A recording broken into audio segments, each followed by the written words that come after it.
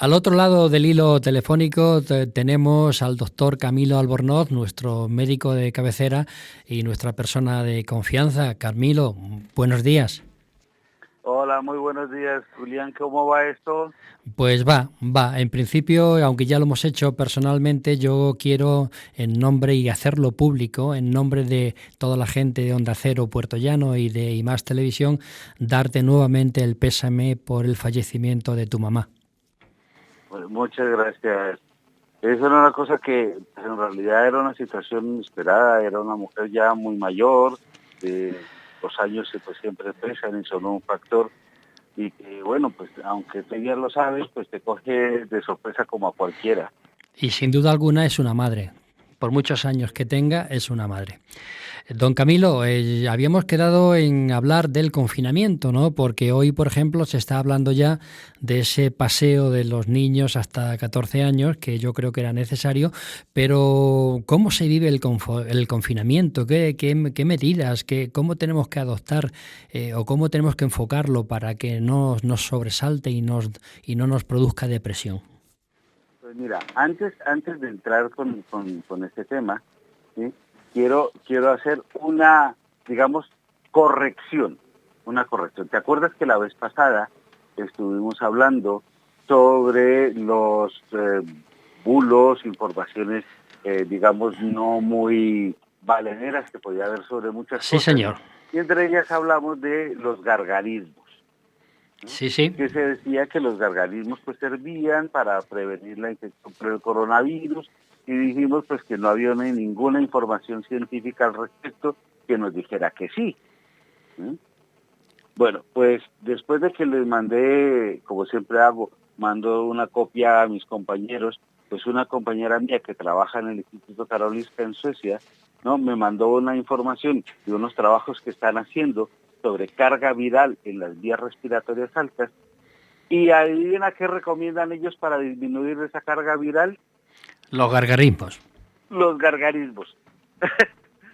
Porque parece ser que si se hacen con frecuencia y mientras, aunque te hayas expuesto, eso ayuda a limpiar y a disminuir la carga viral, ¿no? Entonces parece ser que sí que hay una buena situación ahí. Así que corregimos y decimos que sí, que los gargarismos parece ser que sí funcionan y que sí ayudan a prevenir en una cierta medida que no nos vayamos a pillar un coronavirus. ¿Sí? Pero bueno, este ya era otro, digamos, otro tema. Y entonces ahora sí, a ver, entremos sobre lo que me estás preguntando. ¿Cómo se lleva el confinamiento? El confinamiento es una situación que puede vivirse de manera muy personal. Cada uno en sí mismo lo puede vivir de una manera muy distinta. Y no muchas veces, la mayoría de las veces, podemos llegar y decir que esta vivencia tuya sea equiparable a la vivencia de otra persona.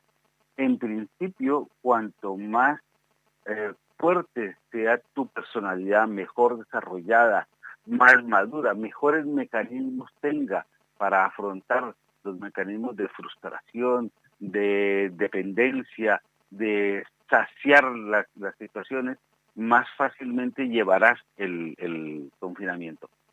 Hace un tiempo se leía en algún trabajo de algún psicólogo muy importante, se decía que estábamos criando una de las generaciones más débiles de la humanidad. No débiles en el sentido físico, sino son débiles en el sentido emocional, porque tenemos muchísima gente que crece con una personalidad débil o una personalidad inmadura. ¿Y esto en qué se traduce? Pues en que son personas que no tienen capacidad de espera. En principio, lo quieren para allá. Todo es para allá. ¿Sí? Una satisfacción inmediata y una sensación de placer inmediato. Otra parte importante es que no tienen o piensan que no tienen derecho ni deber de estar tristes en algún momento, o peor aún, de estar aburridos. ¿Sí? Es como los Homer Simpson de la sociedad, que a cualquier circunstancia estoy aburrido, estoy aburrido. ¿Sí? Pero es porque no tienen esa capacidad de espera, es decir, ni tampoco tienen esa capacidad de desarrollar acciones productivas. Entonces, claro, si no eres capaz de buscar estas acciones productivas, pues te aburres. Sin embargo, muchos psicólogos dicen que el aburrimiento es necesario que lo vivas de cuando en cuando. ¿Por qué? Porque eso te da la opción de ser creativo, te da la opción de que busques elementos o actividades o cosas que te puedan ayudar a desarrollar un algo que elimine ese aburrimiento, esa sensación de aburrimiento. Entonces es importante. También tenemos que pensar que son personas, la mayoría de las personas son personas que tienen un bajo nivel a la frustración. Entonces se sienten agobiados, se sienten con que el no poder salir es una situación de encarcelamiento. Por eso es que para muchos confinamiento, que quiere decir estar en prisión, ¿sí? Pues para muchos confinamiento es exactamente eso, estar como en una especie de prisión.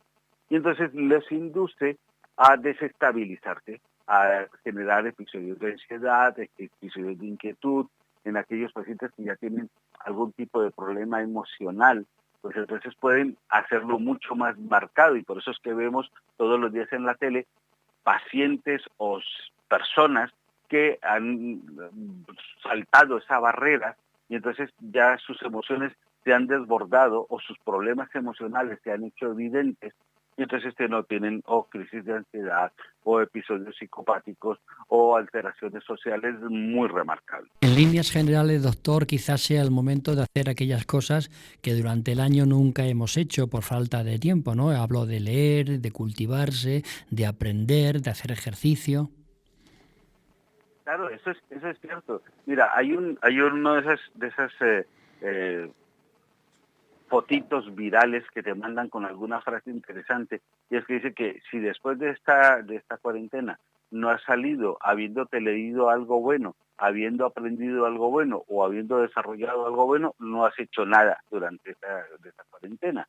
Y eso es cierto, es un momento muy importante para todas esas pendientes que tienes siempre por hacer en tu casa, arreglar aquello, poner lo otro, por fin vamos a limpiar la guardilla o por fin vamos a arreglar la cochera. Es el momento, no tienes la excusa para decir que no tienes el tiempo para hacerlo.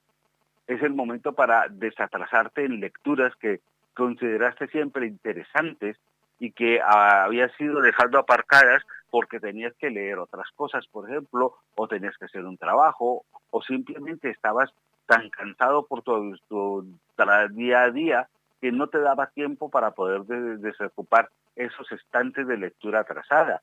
O como muchos hacen, ¿no? Se están poniendo al día en series de televisión que siempre han oído mencionar, que la gente dice que son muy buenas, que de pronto has visto algún capítulo o alguna temporada y las habías dejado aparcadas. Pero esas son situaciones que tienes en los pendientes. Doctor. También es el momento, por ejemplo, de comenzar a hacer algo nuevo, ¿sí? Por ejemplo, ¿qué te gustaría hacer a ti, Julián? Algo nuevo que no hayas hecho antes y te hubiera gustado empezar a hacer. Hay muchas cosas que podría hacer y que no hago y que me gustaría hacer. Doctor, ¿cómo ves la decisión del gobierno de que los niños hasta 14 años, siempre que salgan acompañados, salgan a la calle?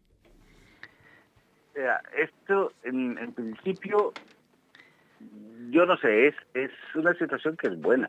Los niños necesitan salir porque normalmente no están acostumbrados, sobre todo en sociedades como la española, no están acostumbrados a estar encerrados por un largo tiempo. Acuérdate que ¿con qué te castigaban a ti tus padres? Pues no vas a salir al parque, Así es. no vas a ir a la calle, no vas a ver a tus amigos. Era un castigo y muchísimos niños lo siguen viendo como eso, como un castigo. Es decir, ¿por qué estamos castigados y no podemos salir a la calle, no podemos ver a los amigos si yo no he hecho nada? ¿Sí? Ahora, esa reflexión del niño ante las circunstancias también es una modalidad muy cultural. Niños que están más acostumbrados a estar en sus casas, de tener una vida más interior, aunque la compartan después con sus amigos jugando en la calle o en el parque, ¿sí? Lo toleran mucho mejor. Niños que están acostumbrados a digamos, aprovechar sus espacios libres. Por ejemplo, pues si tu casa tiene un jardín amplio o alguna cosa así, pues lo llevan también mucho mejor. O niños que están acostumbrados a desarrollarse interiormente, que por ejemplo que están acostumbrados o han sido enseñados o inducidos a hacer manualidades, trabajos, oír música, hacer gimnasia, cosas así, también lo llevan mucho mejor. Pero finalmente, independientemente de cualquier otra expresión cultural, los niños necesitan salir y necesitan estar al aire libre, quemar energías, quemar calorías. El niño es, por ende, un ser mucho más sociable que el adulto. Entonces necesita estar más en contacto con otros niños. Ahora, ¿dónde estaría la pega? Pues la pega está en que en este momento los niños no pueden estar en contacto con otros niños, no pueden estar en contacto con otros adultos. En otros países de Europa se ha permitido todo el tiempo que los niños tengan una cierta libertad, limitada, pero una cierta libertad. Entonces, por ejemplo, yo pues me reflejo mucho en las vivencias de mi hija en los Países Bajos, en los cuales pues los miembros de una misma familia están permanentemente conviviendo juntos, pues pueden aprovechar. Creo, doctor, creo que se oyen más los perros que tu voz. Seguimos con el doctor don Camilo Albornoz y yo no puedo dejarle ir sin preguntarle algo que nos ha dado mucha alegría, pero no sabemos si es un bulo o no es un bulo. Resulta que nos llega una noticia que además ha publicado el diario ABC, en la cual dice que tras distintas autopsias, médicos italianos descubren que el COVID-19 produce una trombosis, que significa que se podría curar con antiinflamatorios y anticoagulantes. ¿Esto puede ser verdad o no, doctor? A ver, como muchas cosas, sí, parten de una base que es real, ¿sí? Pero que ha sido magnificada hasta el punto de que se ha vuelto en irreal, ¿sí? No sé si habrás visto también uno que habla de que en realidad el problema del COVID que produce dentro del organismo no es un problema de una neumonía ni nada por el estilo, sino que el virus rompe el glóbulo rojo, se libera el EM, al liberarse el EM se libera la ferritina, al liberarse la ferritina produce un proceso inflamatorio y al producirse ese proceso inflamatorio destruye los neumocitos. Pues eso tampoco es cierto, ¿sí? Pero sí que tiene una base real, de alguna manera la han magnificado. Ahora, lo que sí se sabe es que hay diversas formas de presentación clínica en los pacientes.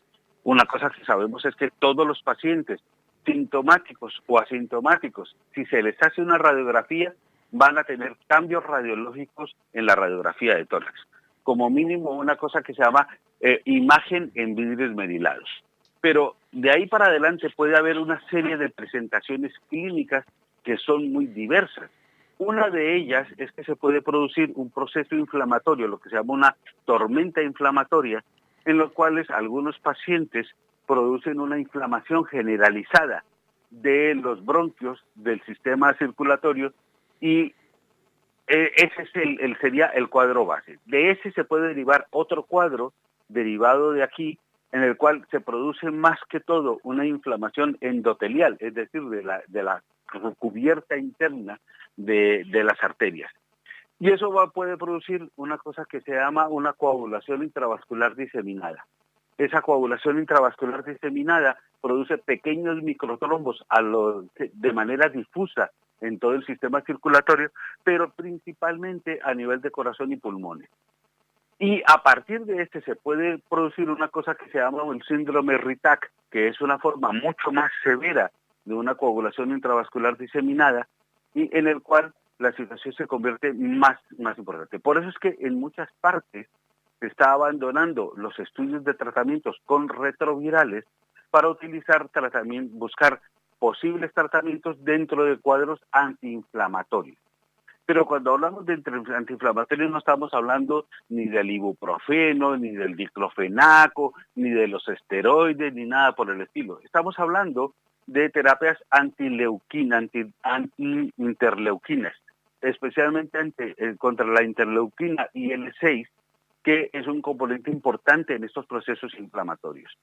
O sea, que se están buscando anticuerpos monoclonales, productos de origen biogenético o moduladores inmunológicos que puedan frenar ese estallido inflamatorio a través de estos mecanismos. Entonces, es una cosa completamente distinta. Ahora, ¿y qué muchos de estos pacientes? Al entrar dentro de un cuadro que es una coagulación intravascular diseminada, el tratamiento que tienen es básicamente el de una coagulación intravascular diseminada, es decir, usar anticoagulantes.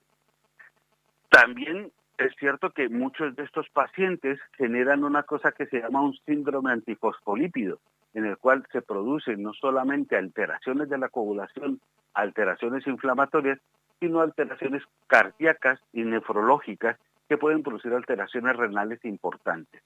Pero ahora, esto no es una cosa generalizada, son grupos de pacientes.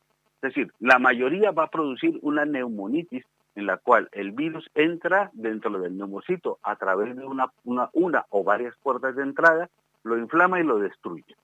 Otro grupo menor va a producir una tormenta inflamatoria generalizada. Otro grupo menor va a producir esa tormenta inflamatoria generalizada, pero con el síndrome antifosfolípido. Y así, pequeños grupos van a presentar diversas reacciones clínicas diferentes o reacciones biológicas diferentes. Lo que sí me llamaba mucho la atención, y tiene la razón este médico forense que ha hecho circular un corto vídeo, es que si no hacemos autopsias, no descubriremos ni la frecuencia ni la importancia de cada una de estas posibles presentaciones clínicas. No se han hecho muchas autopsias a lo largo del mundo. Una serie que hicieron los chinos es de 6 autopsias. Los italianos, que son los que más han hecho, creo que han hecho entre 30 y 50 autopsias. Eso para este tipo de cosas es nada, ¿sí? Entonces, hasta que no hagamos autopsias de carácter masivo, no podremos tener una respuesta más precisa. Que todo vaya bien, cuídate mucho y muchísimas gracias. Muchísimas gracias, Julián, lo mismo. Cuídate tú también y todos por allá.